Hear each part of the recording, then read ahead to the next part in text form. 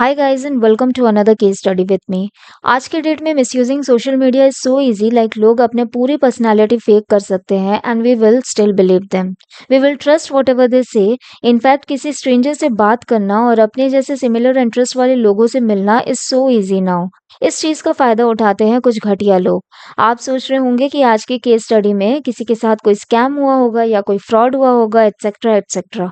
But what if I told you that आज की case study एक ऐसे इंसान के ऊपर है जिसके टारगेट ऑडियंस वो लोग थे जो खुद को सेल्फ हार्म यानी सुइसाइड करना चाहते थे, और वो उस चीज की आड़ में उनका फायदा उठाकर अपने डार्क एंड डिस्गस्टिंग सेल्फ को सेटिस्फाई करता था। Now before starting the video I want to remind you that this video is for information purpose only. हम इस चैनल पर dark true crime cases discuss करते हैं। इस वीडियो में specifically self harm, sex trafficking जैसी चीजों के बारे में डिस्कस की गई है। So if you are someone who cannot listen to such things, then please skip the video. Takahiro Shiraishi was born on 9 October 1990। वो जापान के जामा सिटी में अपने मॉम, डैड एंड सिस्टर के साथ रहता था। वो एक बहुत ही शांत लड़का था, पढ़ाई में बहुत एवरेज था, बट स्कूल रेगुलर जाया करता था। He was into sports and running, मतलब वो कोई आउटस्टैंडिंग परफॉर्मर जैसा नहीं था, बट ही वॉज देयर। उसके प्रेजेंस हर जगह रहती थी। Now when he was still in high school, उसके पेरेंट्स ने डिसाइड किया कि वो लोग डिवोर्स लेंगे। नाउ डिवोर्स इज समथिंग जो किसी भी सोसाइटी में एक बच्चे को ही सबसे ज्यादा अफेक्ट करता है। सो आफ्टर द डिवोर्स वो अपने डैड के साथ रहने लगा एंड उसकी मॉम एंड सिस्टर चली गई। इस चीज का उसके मेंटल हेल्थ एंड पढ़ाई पर बहुत इफेक्ट पड़ता है। एंड फाइनली 2009 में वो हाई स्कूल ग्रेजुएट कर लेता है, बट क्योंकि उसके मार्क्स अच्छे नहीं थे सो उसे कोई भी अच्छी कंपनी में जॉब नहीं मिली। तो वो 2 साल तक एक ग्रोसरी स्टोर में काम करता रहा, बट उतना पैसा उसके लिए सफिशिएंट नहीं था। तो ही डिसाइड्स कि उसे ज्यादा पैसा कमाने के लिए कुछ तो बड़ा रिस्क लेना ही पड़ेगा, and he ends up going to Kabukicho which is Tokyo का रेड लाइट एरिया। वहाँ बार्स, क्लब्स, रेस्टोरेंट्स थे, लव होटल्स भी थे, एंड सब कुछ चलाते थे जापान के माफियाज। तो वहाँ drug dealing and sex trafficking type की चीजें तो होती ही थी। ताकाहिरो उन क्लब्स के लिए एक स्काउट का काम करता था, and his work was to lure women into working for them, यानी सेक्स ट्रैफिकिंग। वो लड़कियों को किसी भी तरीके से उन क्लब्स में काम करने के लिए मना ही लेता था। उस टाइम जो उसके साथ थे उन्होंने बताया that he was a very ambitious and dangerous person. एक लड़के ने बताया that he was very vulnerable. पहले वो अपनी लाइफ के प्रॉब्लम्स और उसके सेल्फ हार्म करने की टेंडेंसीज को उनको बताता था, क्योंकि जापान में आपको पता ही होगा कि suicide rate is very high. तो वहाँ के लोग इन चीज़ों पर डिस्कस करना वियर्ड और स्ट्रेंज नहीं समझते थे, वो कॉमन था वहाँ पर।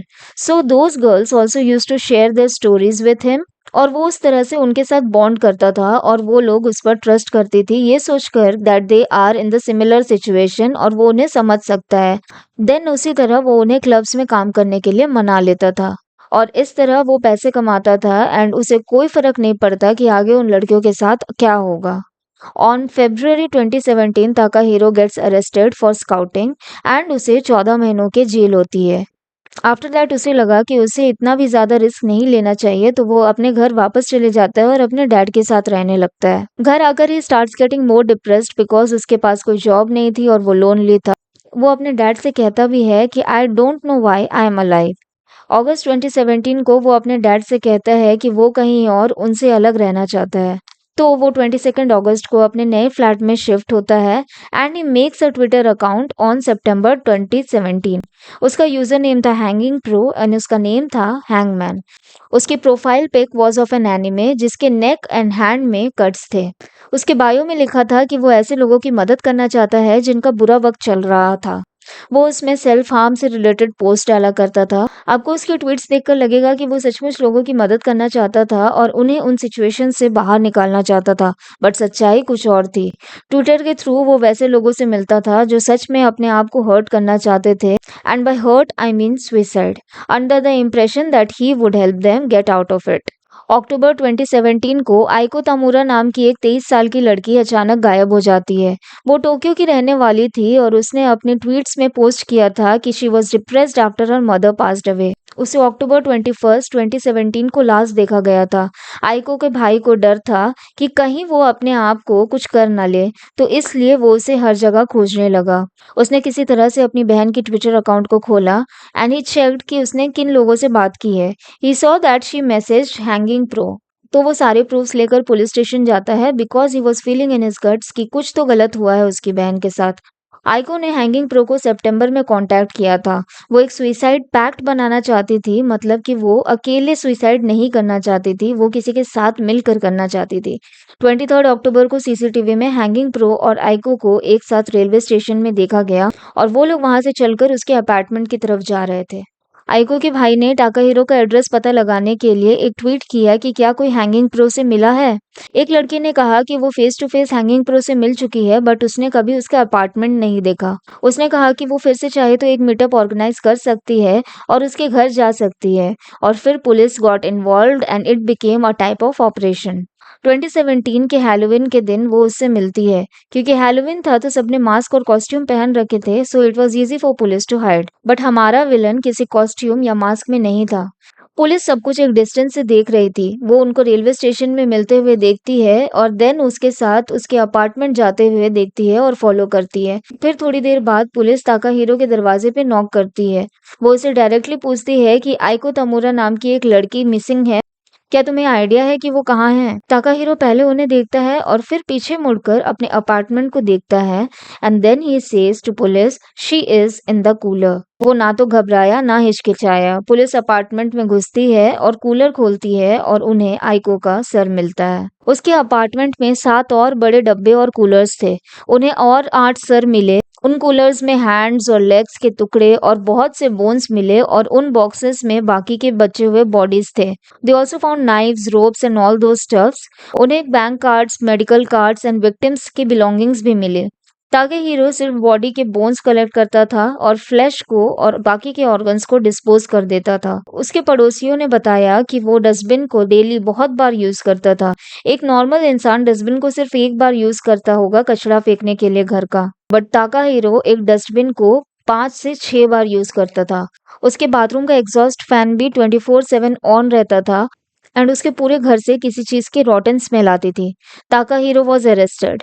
उसके लॉयर्स ने स्टार्टिंग में उसकी इनोसेंस प्रूफ करने के लिए कहा कि उसने विक्टिम्स का मर्डर उनकी कंसेंट के साथ किया है एंड वो लोग वैसे ही खुद को मारना चाहते थे एंड ताकाहीरो ने बस उनकी हेल्प की। लेकिन ताकाहीरो ने अपने लॉयर को इसका पूरा उल्टा बताया था।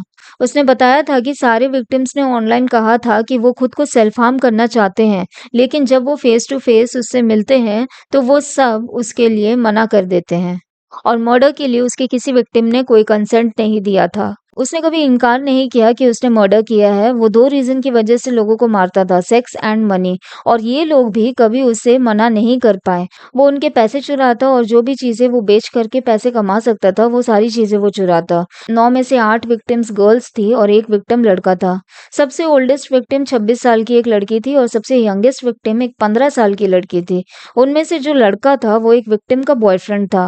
वो अपने सारे विक्टिम्स को alcohol, sleeping pill and tranquillisers देकर अनकॉन्शियस कर देता था so that he could murder them.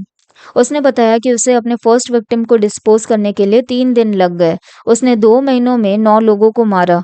वो जैसे ही अपने नए अपार्टमेंट में शिफ्ट हुआ था उसने ऑनलाइन लोगों को सर्च करना शुरू कर ही दिया था।